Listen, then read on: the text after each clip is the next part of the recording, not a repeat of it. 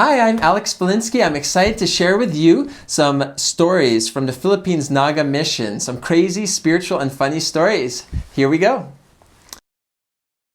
Wade. When me and my companion in the office, he was my companion during my funny experience, got into a car accident. I passed out, but luckily I survived because of the priesthood blessing that he gave me. Brian. We had a service project in a far area and we had to take a tricycle home with our whole district, and I almost fell off the top. Callie. When I was in my last area, a typhoon hit. We were put on lockdown until the typhoon passed. Sometime in the afternoon of the day it hit, the power went out. As it got darker, the storm got stronger and stronger. Trees were getting knocked over, and a part of our neighbor's roof was torn off. Our apartment was on the second floor, so we didn't have to evacuate the church. During the night, our apartment started flooding a bit because water was leaking from the roof. We spent lots of time scooping and sweeping the water towards the bathroom so it would drain out. We all slept in the living room on the floor.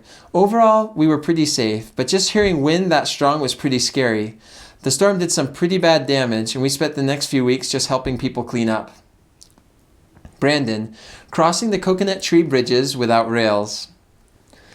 Haley. My companion was making dinner one night, and I was watching The District, but I kept feeling like someone was watching us.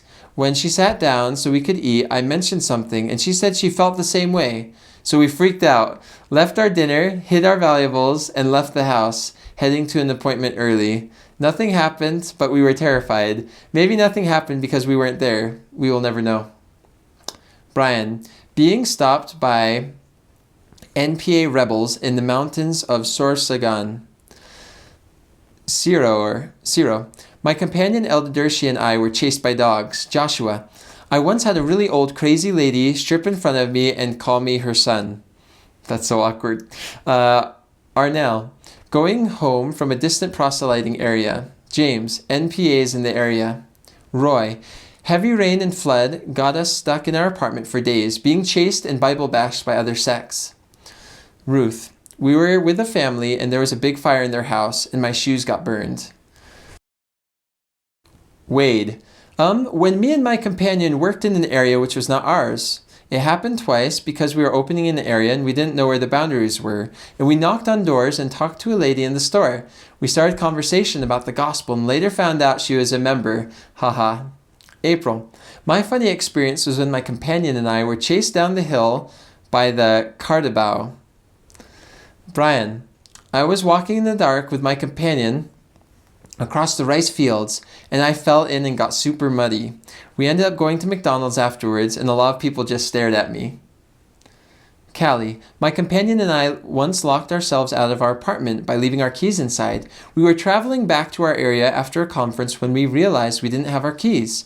We had to borrow a ladder from our neighbors and climb over the balcony to get back into our apartment. Brandon. We rode a carabao and my companion fell off into a rice field. Haley. During my follow-up training, my companion, who was only one transfer older than me on my mission, and I, OIM'd by a man who was in his 60s, and he said we could come to visit him.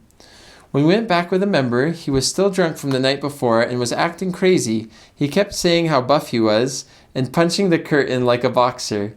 Finally, we gave him a word of wisdom pamphlet, explained it, and then said if he didn't drink, smoke, or get in fights that week, we would come back next week to teach him.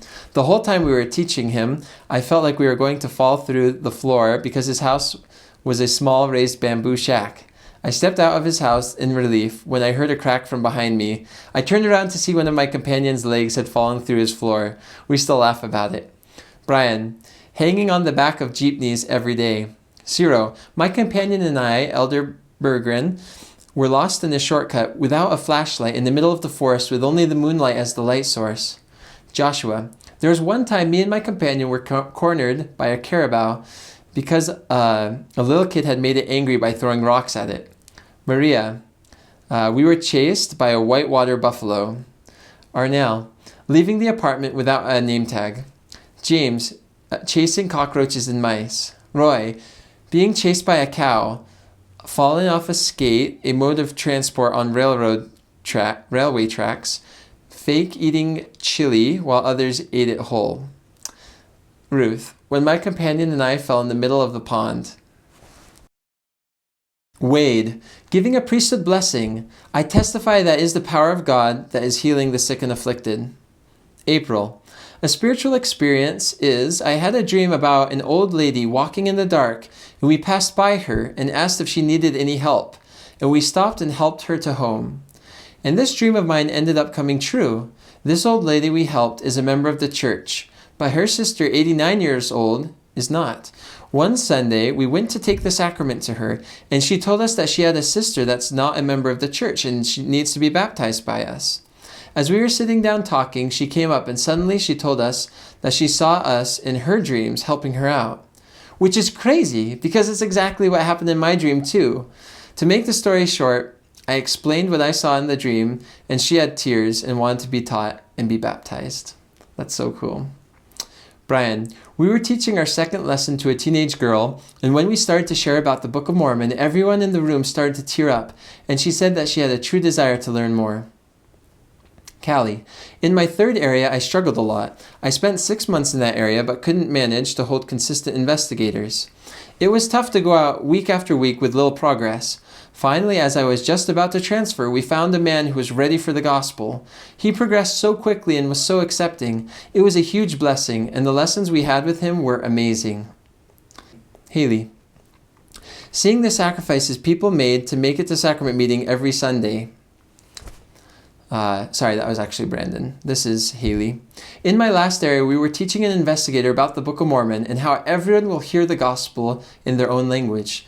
Then I testified that I was proof, in a way, that the gospel was true because I was speaking to them in fluent Tagalog, and that testified to me that the gift of tongues is real. Brian, interviewing the many candidates for baptism that the sisters in our zone brought into the church. Those sisters were awesome proselyters. Ciro, every day for me was a spiritual experience on my mission. Joshua, during one lesson taught to a less active member with tuberculosis, he shared his testimony of the priesthood, and my mind was cleared, and I understood the priesthood so much clearer than ever before. Maria, I've learned to love the people I served with, my companion, and in the Lord Jesus Christ. Arnell, Marinduque Home Group Project under the supervision of the general authorities.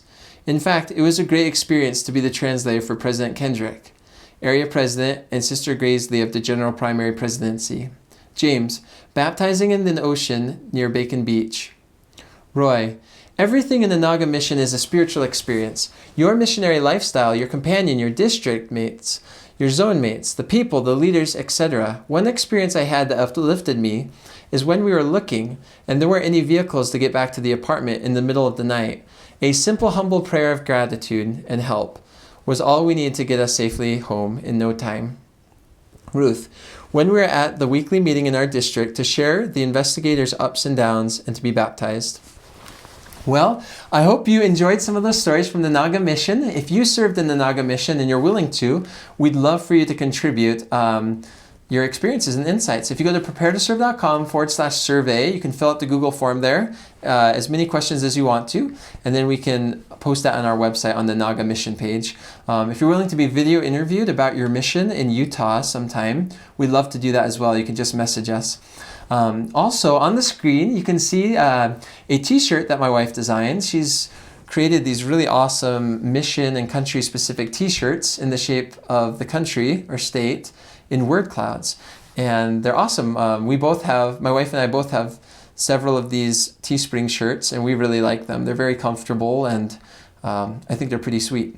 So anyway, thank you so much for watching this video, and I hope you have an excellent day. Take care. Bye-bye.